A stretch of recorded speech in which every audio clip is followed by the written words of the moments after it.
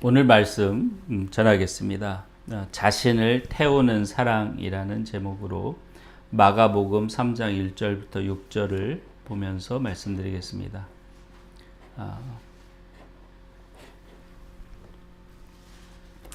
마가복음 3장 1절부터 6절을 보겠습니다.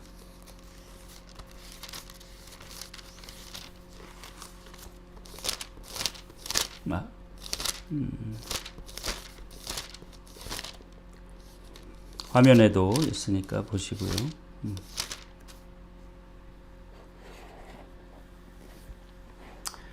예수께서 다시 회당에 들어가시니 한편 손 마른 사람이 거기 있는지라 사람들이 예수를 송사하려 하여 안식일에 그 사람을 고치시는가 엿보거늘 예수께서 손 마른 사람에게 이르시되 한가운데 일어서라 하시고 저희에게 이르시되 안식일에 선을 행하는 것과 악을 행하는 것 생명을 구하는 것과 죽이는 것 어느 것이 옳으냐 하시니 저희가 잠잠하거늘 저희 마음의 완악함을 근심하사 노하심으로 저희를 둘러보시고 그 사람에게 이르시되 네 손을 내밀라 하시니 그가 내밀매 그 손이 회복되었더라. 바리새인들이 나가서 곧 헤롯 왕과 함께 어떻게 하여 예수를 죽일꼬 의논하니라. 예수님께서 오늘은 안식일입니다. 안식일 날 회당에 이제 요즘에 우리 말로 치면 예배 드리는 교회죠. 교회당 또는 예배당에 가셨어요. 안식일. 그러니까 안식일 날은 모세의 율법에 의하면 이 당시 엄격하게 지켜져야 했던 모세의 율법에 의하면 어떤 일을 하면 안 된다 하는 날입니다. 특히 이 바리새인들은 6절에 나오는 바리새인들은 하나의 그 당시에 아주 그 정치 권력과 또 종교 권력을 다 가진 그런 아주 그 명문 대가의 사람들이고 고관 대작들이고 또 엄청난 권력을 가진 사람들이었는데 그 사람들은 또 종교적으로도 아주 엄격한 그런 그 율법을 숭상하고 율법을 지켜야 된다는 것을 강조하는 율법주의적 그런 신앙을 가진 사람들이었습니다. 그래서 그 사람들은 안식일에 지켜야 될 율법만 수십 가지, 수백 가지를 만들어 가지고 그 안식일 날 일을 해서는 안 된다는 그런 것을 아주 정말 엄청나게 중요하게 생각을 했습니다. 그들이 중요하게 생각한 것은 모세의 율법, 안식일, 11조 뭐 이런 것들이었습니다. 그런데 예수님께서 그 안식일에 그것도 회당에 들어가서 그 종교인들이 그 율법주의적 종교인들도 많이 그 속에 있었겠죠. 그 안에 들어가서 한쪽 손이 마른 사람, 어떤 중풍에 걸렸던 어떤 병이 있어서 이렇게 오그라들거나 이렇게 말려서 완전히 말라 비틀어져서 쓰지 못하는 사람이 거기 있는지라 그것을 불쌍히 여기시고 이렇게 고쳐주시는 거죠.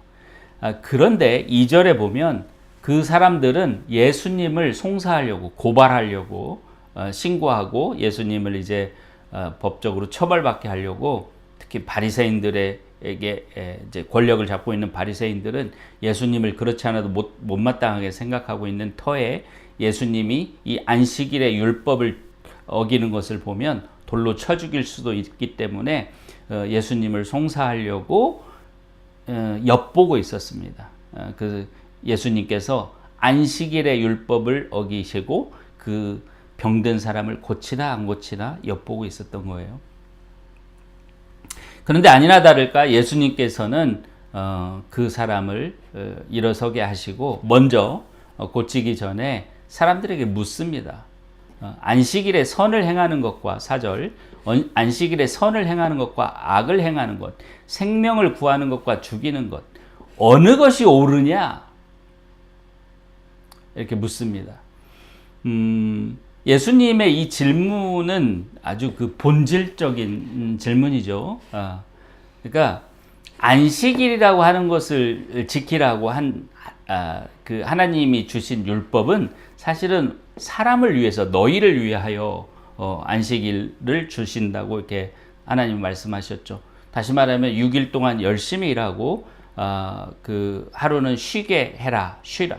너희도 쉬고 너희를 위하여 일하는 노예들도 쉬고 또 가축들까지도 쉬게 해라.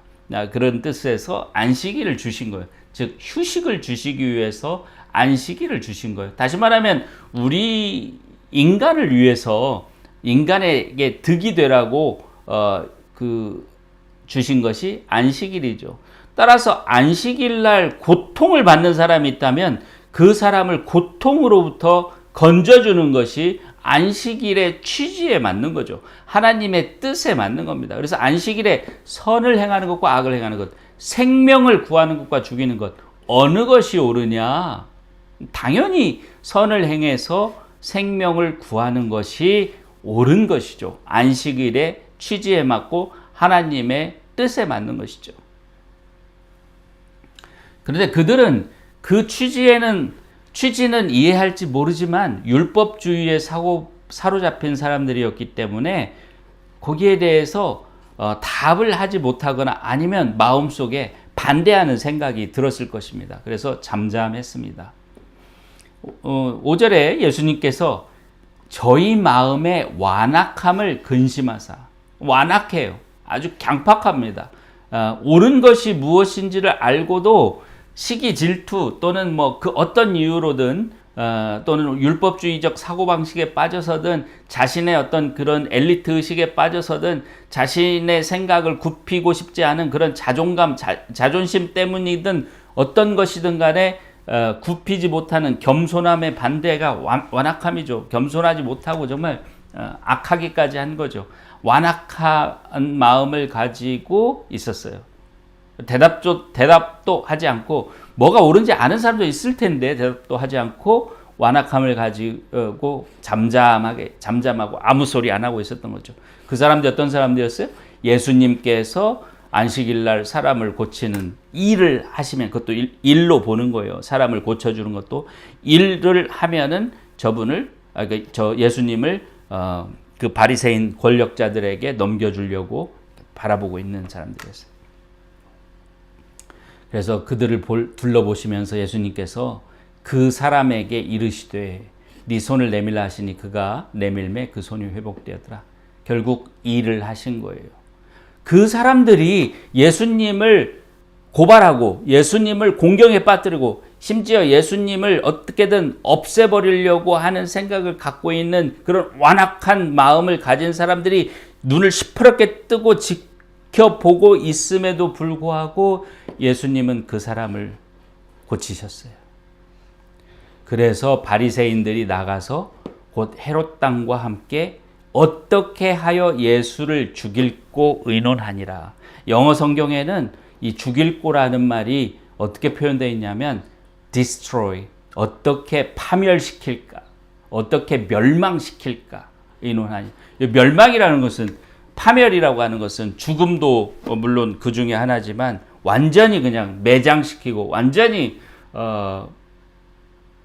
그냥 아무것도 하지 못하게 만들어 버리려고 하는 그런 의미까지도 포함하죠.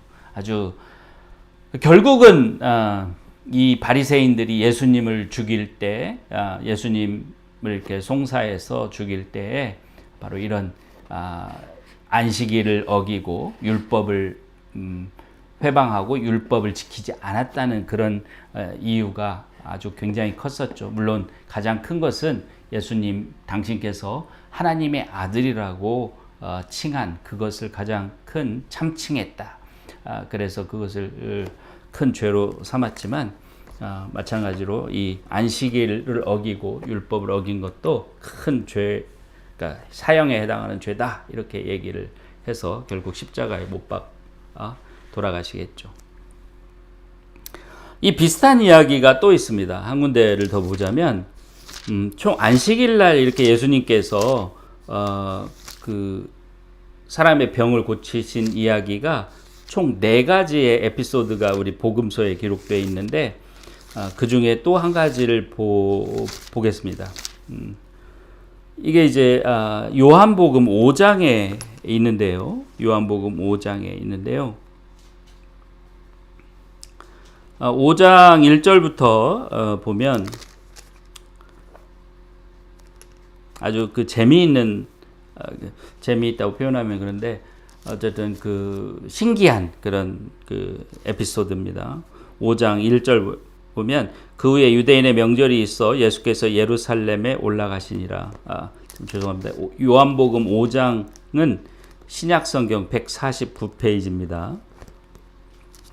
2절 보면 예루살렘이 있는 양의 문 곁에 히브리 말로 베데스다라 하는 연못이 있는데 거기 행각 5이 있고 그 안에 많은 병자, 소경, 쩔뚝발이, 혈기 마른 자들, 즉 피가 말라서 있는 사람들, 이런 중풍병자 같은 사람들이죠. 혈기 마른 자들이 누워 물의 동함을 기다리니 물이 확 소용돌이치고 어떤 그럴 때가 오나 봐요. 그걸 기다리니 이는 천사가 가끔 못에 내려와 물을 동하게 하는데 동한 후에 먼저 들어가는 자는 어떤 병에 걸렸든지 낫게 되미로라. 아주 그 신비한 그런 치유의 일이 일어나는 그런 연못이 있었나 봐요. 베데스다 연못이라고 우리는 알고 있죠. 5절에 거기 38년 된 병자가 있더라. 38년 된 병자가 있더라. 몇 살인지는 모르지만 38년 동안 그 병을 알아서 앓은 사람이면 뭐 엄청난 그런 고통과 엄청난 가난 뭐 이런 것에 다 그 속에 있겠죠. 예수께서 그 누운 것을 보시고 이 사람이 그 병 때문에 앉아 있지도 못하는 거예요. 이 사람은 누운 것을 보시고 병이 벌써 오래된 줄 아시고 이르시되 네가 낫고자 하느냐. 병자가 대답하되 주여 물이 동할 때에 나를 물에 넣어줄 사람이 없어. 내가 가는 동안에 다른 사람이 먼저 내려가나이다. 그러니까 물이 동할 때 가장 먼저 들어간 사람만 그 치유가 되는 거예요. 그런데 이 사람은 누워있는 사람이니까 더군다나 누군가가 옮겨줘야 되는데 옮겨줄 사람이 없기 때문에 그 물속으로 빨리 옮겨줄 사람이 없기 때문에 들어갈 수가 없는 거예요. 그럼에도 불구하고 희망을 가지고 그 치유를 받기 위해서 그 희망을 가지고 그 연못가에 누워 있는 거예요.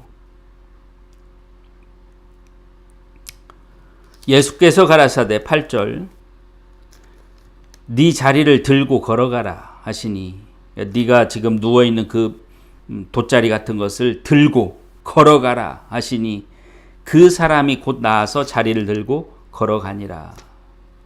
나았어. 이날은 안식일이니 예수님은 안식일인 줄 알고도 그 사람을 보고 안 고쳐줄 수 없었어요.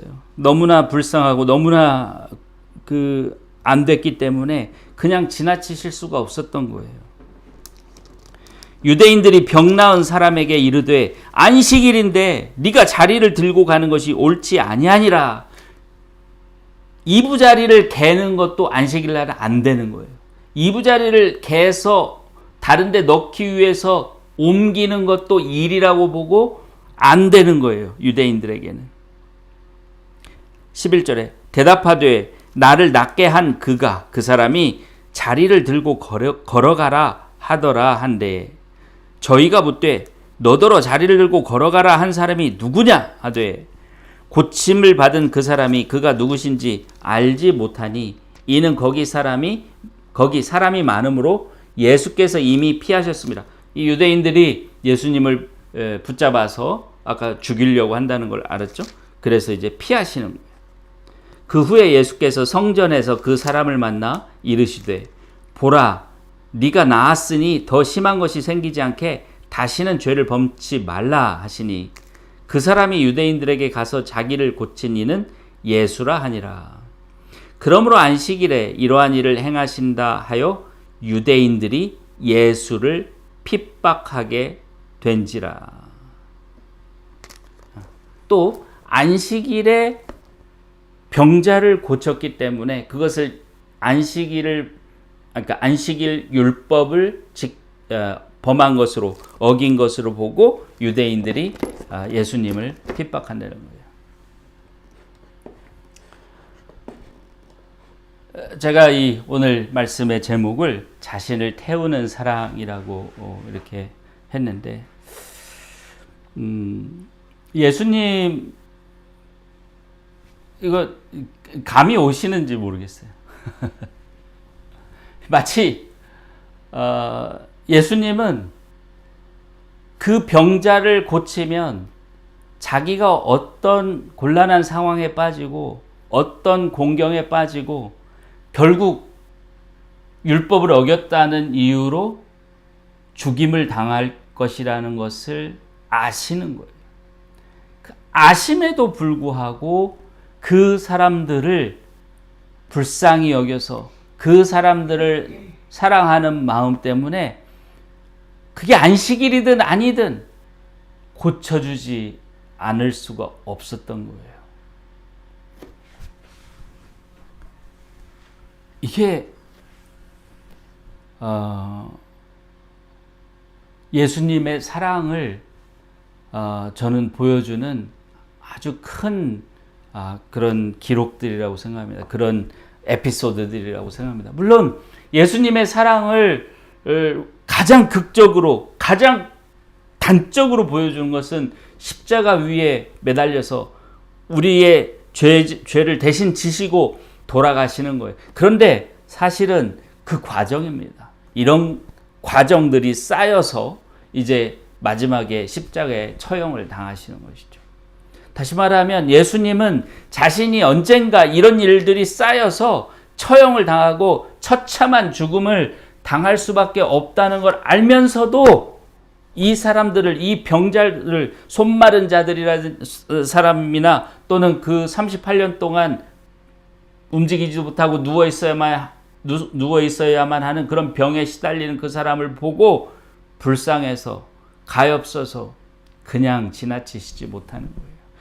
선한 사마리아인의 비유를 통해서 예수님께서는 길 가다가 강도 맞아서 길가에 거반 죽게 돼가지고 길가에 내버려진 그 사람을 제사장이나 레위인, 정말 그 제사장 레위인, 그러면 그 당시에는 엄청나게 중요한 종교적인 임무를 수행하는 그런 사람들이었는데, 그런 사람들은 그냥 지나가는데 이방인인 사마리아인, 그 유대인들이 개라고 말하면서, 저도 그 사마리아인들은 개라고 하면서 그 개들과는 상종도 하지 말라고 했던 그 사마리아인 중에 한 사람이 자기 당나귀에 그 사람을 싣고 여관이라고 해야 될까요? 아니면은 어떤 그 주막이라고 해야 될까요? 그런 곳에 갖다 방에 투숙을 시키면서 자기가 다시 돌아올 때까지 돌봐주라고 하고, 치료비가 더 들면 내가 갔다 와서 더 주겠다고까지 하면서 그렇게 한 거죠. 그래서 예수님께서 뭐라고 했어요?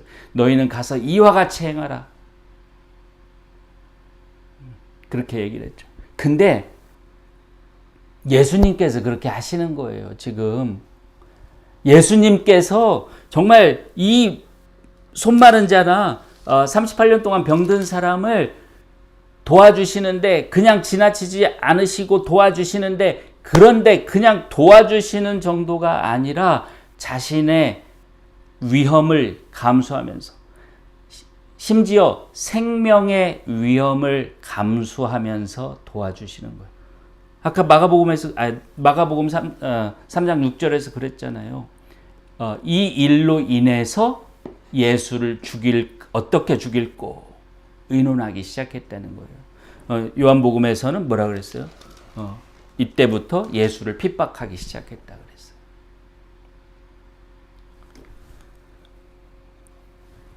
여러분, 이게 예수님의 사랑을 저는 정말 잘 표현하는 거라고 생각합니다.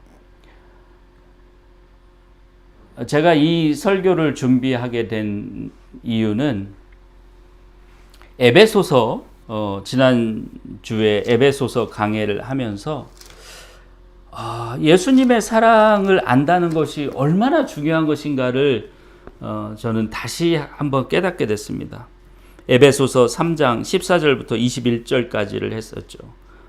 신약성경 320페이지인데 이 사도 바울이 에베소서 1, 2, 3장을 쓴 다음에 14절부터 21절까지 1, 2, 3장 제 첫 번째 에베소서가 크게 두 개의 파트로 나누어지는데 그 첫 번째 파트의 마무리에서 이 말씀을 하시는 거예요. 이 글을 쓰는 건데 그 1, 2, 3장에서 얼마나 중요한 말을 했습니까? 우리가 믿음으로 구원을 받았다. 하나님의 은혜로 구원을 받았다.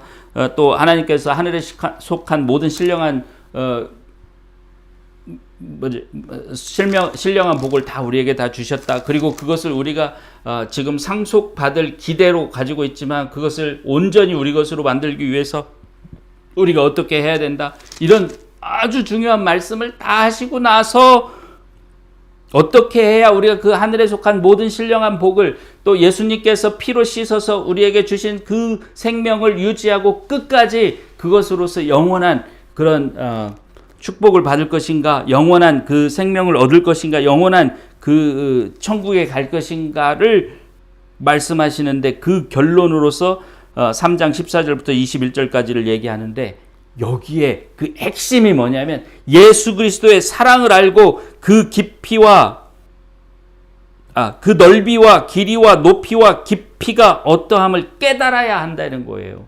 이것을 보면서 제가 이게 바로 어떻게 보면 우리의 구원의 삶의 가장 핵심이겠구나라는 생각을 했습니다. 아니 어쩌면 이것이 우리 믿음의 핵심이구나라는 것을 생각하게 됐어요.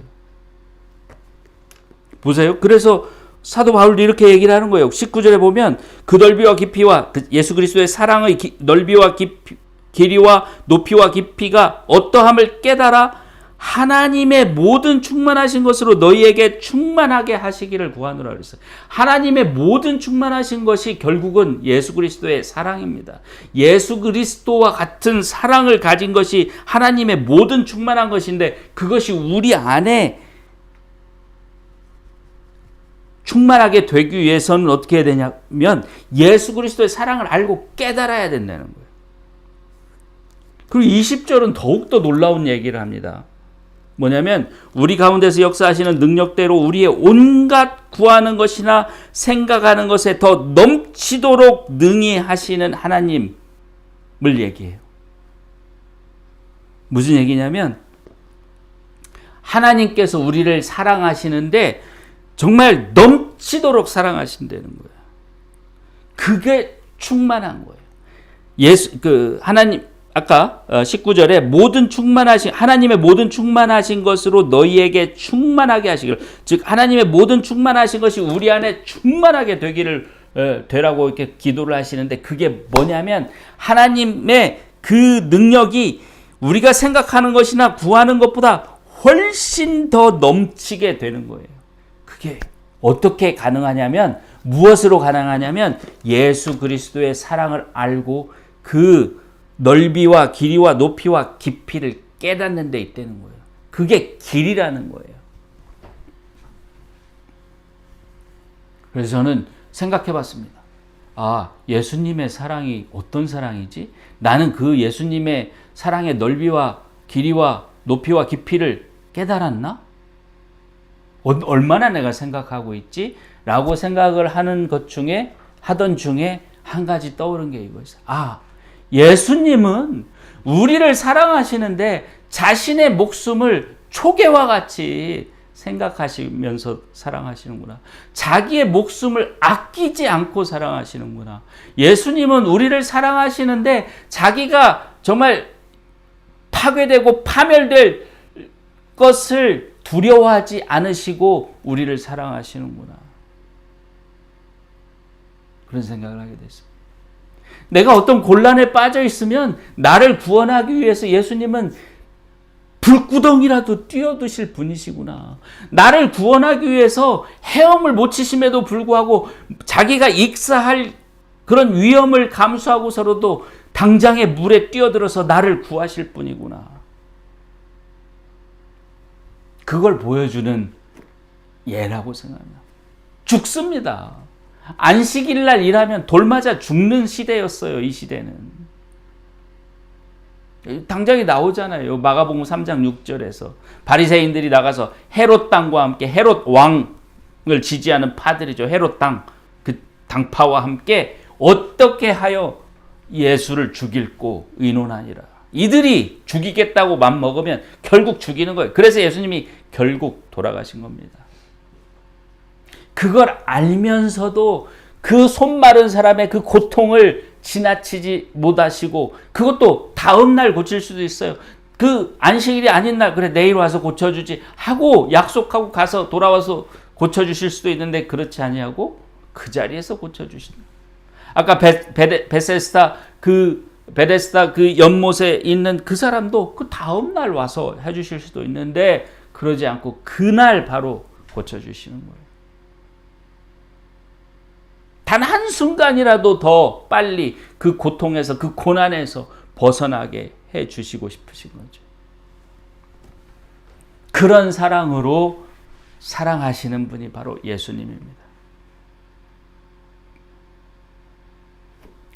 이런 사랑, 우리가 이런 예수님의 이런 사랑을 바라보고 너희가 온전케 하시는 주요, 믿음의 주요 온전케 하시는 이이신 예수 그리스도를 바라보라.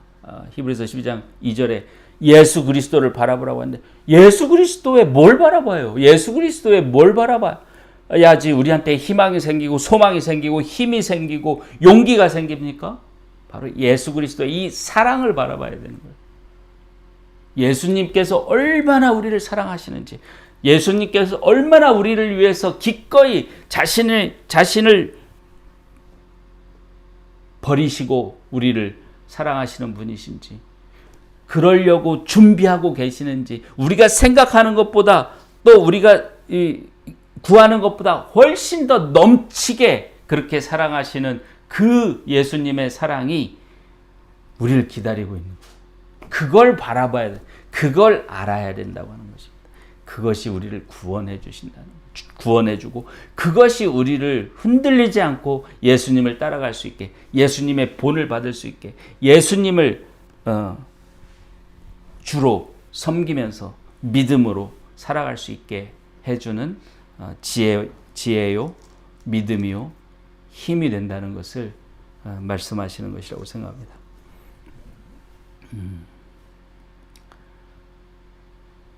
여러분, 우리가 이 사랑이라는 게 얼마나 큰 힘이 있는지를 잘 모르고 사는 것 같습니다. 근데 정말 위대한 사람들을 보면요, 다 사랑으로 행합니다.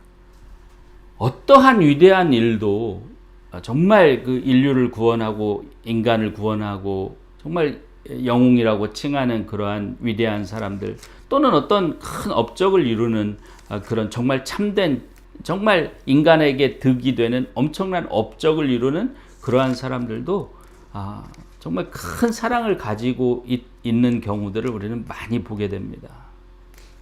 근데 그 사랑이 우리 안에, 하나님의 그 충만한 것이 우리 안에 충만하게 되어야지 하나님께서 우리에게 주신 하늘에 속한 모든 신령한 복이 결국 우리 것이 되고, 우리가 그 복으로 인해서 영원한 천국의 복락에 들어가게 된다는 것이 지금 아까 에베소서 3장 14절부터 21절까지 해서 사도 바울이 기도한 그 핵심 요체입니다. 근데 그 사랑을 우리 안에 갖는 방법이 뭐냐면 예수 그리스도의 사랑을 알고 깨닫는 거라는 거예요.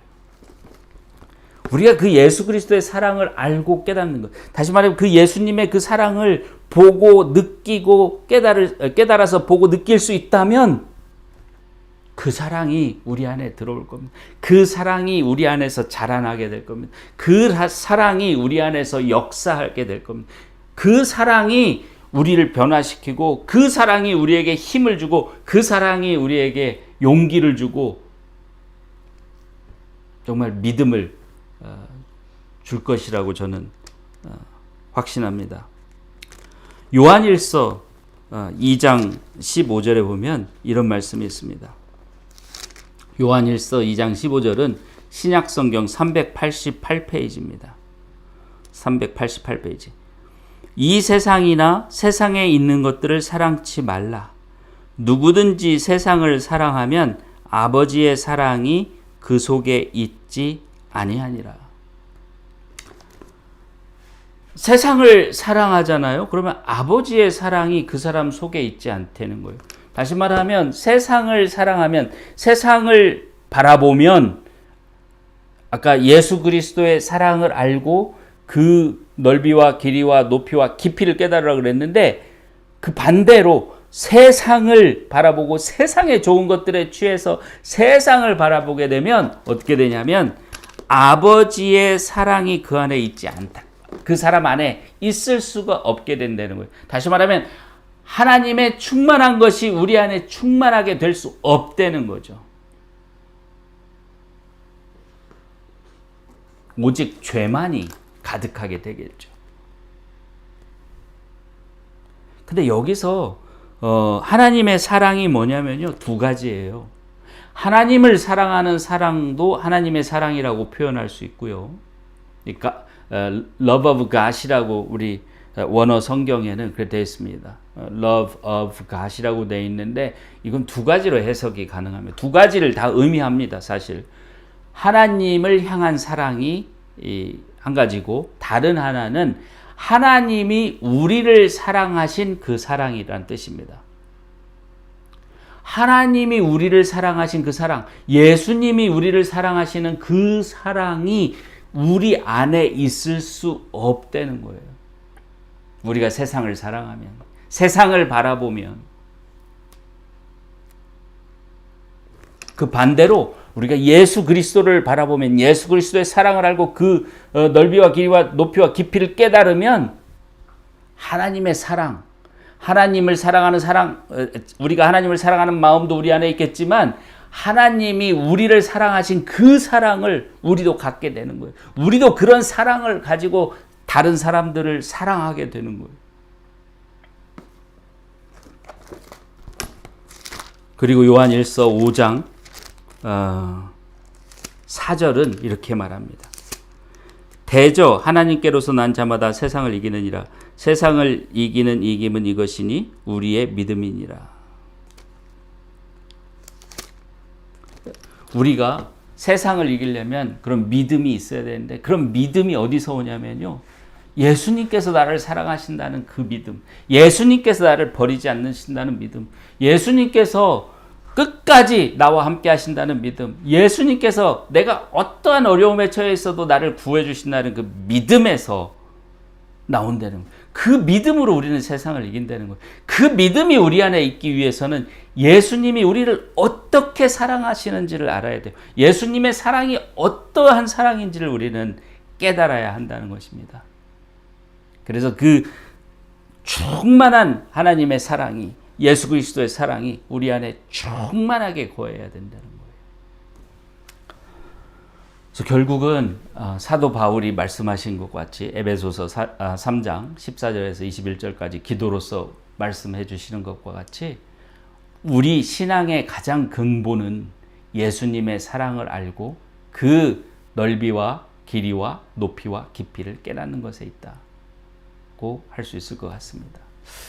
그래서 여러분들도 예수님께서 정말 자신의 목숨이 위태로워지고 자신이 정말 어떤 고초를 당할지 아시면서도 그 손마른 자나 또는 38년 동안 병든 자를 그냥 보고 지나칠 수 없듯이 내일 와서 해도 되는데 그 하루를 못 기다려서 그 자리에서 하심으로써 이렇게 이 바리새인들과 헤롯 당에게 표적이 되는 그런 일을 감수하시면서까지도 우리를 사랑하시는 그 사랑을 여러분들 보시고 깨달으시기 바랍니다. 항상 예수 그리스도의 사랑을 바라보시기 바랍니다. 그 사랑을 바라볼 때 마치 거울을 보고 우리가 닮아가듯이 그 사랑이 우리 마음에 또 들어와서 하나님의 그 충만하신 사랑이 우리 안에 또한 충만하게 될 수 있을 줄 믿습니다. 그래서 저는 또 앞으로도 기회가 있을 때마다 이렇게 예수 그리스도의 사랑을 느낄 수 있고 체험할 수 있는 그런 성경들을 찾아서 여러분들과 나누도록 하겠습니다. 오늘 예수님의 사랑을 다시 한번 생각해보는 시간을 가졌는데 또 계속해서 여러분들도 예수님의 사랑을 여러분이 얼마만큼 느끼고 있는지 얼마만큼 깨달았는지를 다시 한번 깊이 생각하시는